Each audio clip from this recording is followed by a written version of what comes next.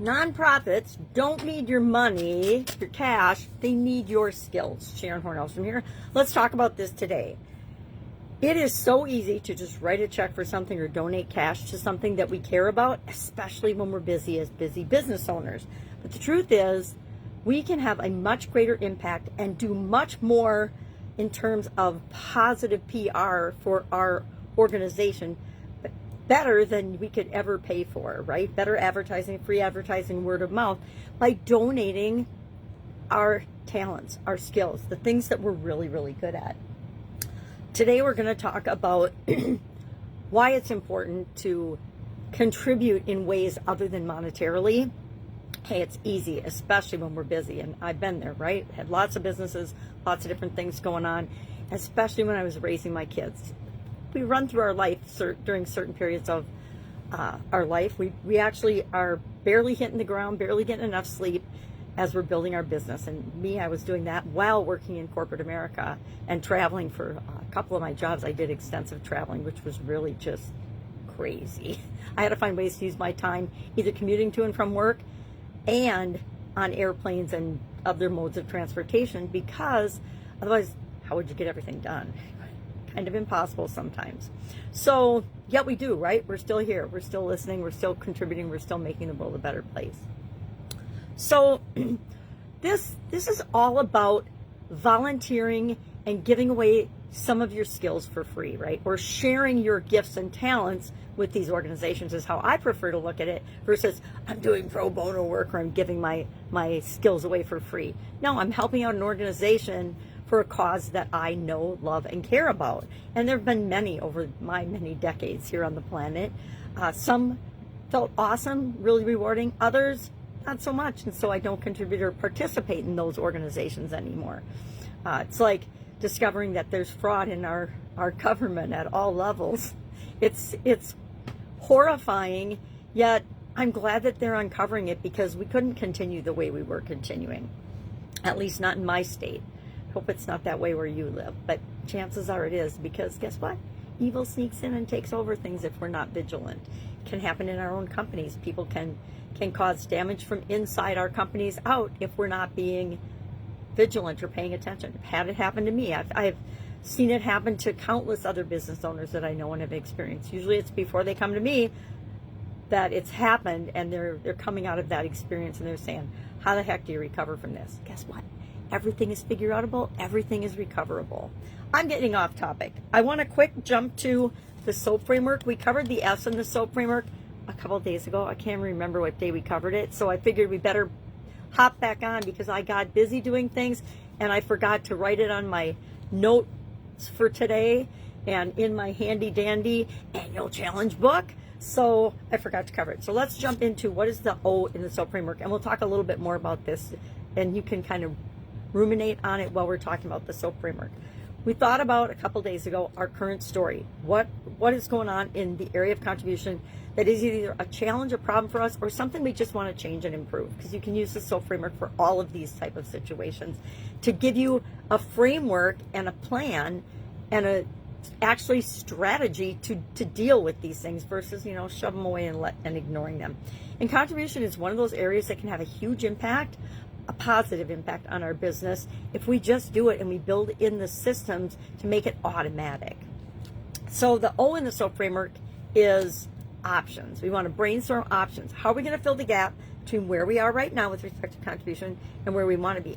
Maybe you have a monetary goal or a percentage goal or a number of people or a number of hours that you would like people to donate to causes they care about outside of work.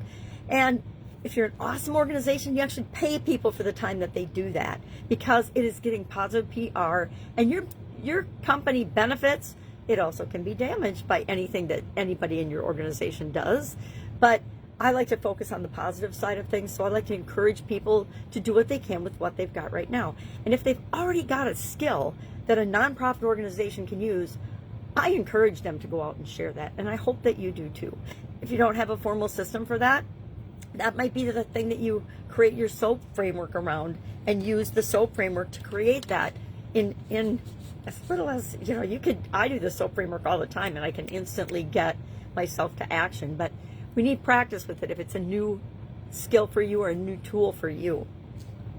So today we're just going to come up with at least 10 different options to begin to fill the gap between where we are and where we want to be. All right, back to our topic for today. When it comes to skills, and if you've never done this before, which I'm going to assume you haven't because most business owners haven't. We're so busy structuring our business, trying to get things to run, trying to automate things, trying to learn new technologies, trying to do marketing, trying to pay attention to what the competition is doing, because a lot of us get preoccupied with that. Now, I will admit, I used to be that way. I used to be, oh my gosh, what's everybody doing? Now I just look at what the competition is doing from a research standpoint and say, okay, I see what they're doing. And then if it's something that I also do or can do, I'll compare myself to the results they're getting versus the results and effort I'm getting, and ask myself, is that an area that I want to continue to pursue, or is there something else that is unique and different about us that we can do better, faster, easier, more efficiently, or more effectively? Those are my strengths. So let's ask ourselves a couple of questions about this today. What professional skills do we have in our organization that would be valuable to a nonprofit organization? Guess what? Most nonprofit organizations are run by an administrative group. Sometimes they have skills and abilities and talents. Sometimes they do not. Depends on the organization. Kind of like our businesses. Sometimes we have great skills and abilities in our companies. Sometimes not so much. And what do we do when we find that? We fix it, right? Whenever we fix everything. That's why we're in business for ourselves, is because we want to make the world a better place by creating things in the world that work. So do a quick assessment of yourself and your organization and say, okay, what are we awesome at, and who could use that in the nonprofit world? Now, I'm going to give you a little tip here. If you're going to pick an organization to share your gifts and skills with, pick one whose clients are in alignment, or who they serve that's in alignment and matches up with your customers and what they would want to see change in the world. If you've got an entire organization of customers that care about animal rights, you might do something with animal rights. If you've got an entire ideal client population amassed that cares about the environment or the economy or ecology or I'm not going to say it, but anything environmental, then speak to that and share your skills and abilities with that type of an organization. But I challenge you to pick one this week. I won't say today, because you might have to get a committee together. You might have to do all this other stuff in order to make that type of a decision in your organization. Depends on your organizational structure. But guess what? You personally can pick one and do it yourself. So pick one that you care about. It doesn't have to always be about connection to your business. Although the trick is, and the tip is, and the strategy is, pick one that lines up, because you'll get positive PR, and you want positive PR going to the people that will come and do business with you. It's kind of common sense. All right. That's it for today. If I can help you in any way, please reach out and ask. Otherwise, if you like these topics, if you like hearing things like this, if you like straight to the bottom line, this is what works, this is what doesn't, this is the things I've effed up on, here's what I've done really well, Supersize Your Business School Community is the place to do that. It's free. Just type me in the comments below and I will send you a personal invite. All right. It's also the secret place to get the most access to me. All right. Have a great day, and I will, of course, be with you tomorrow.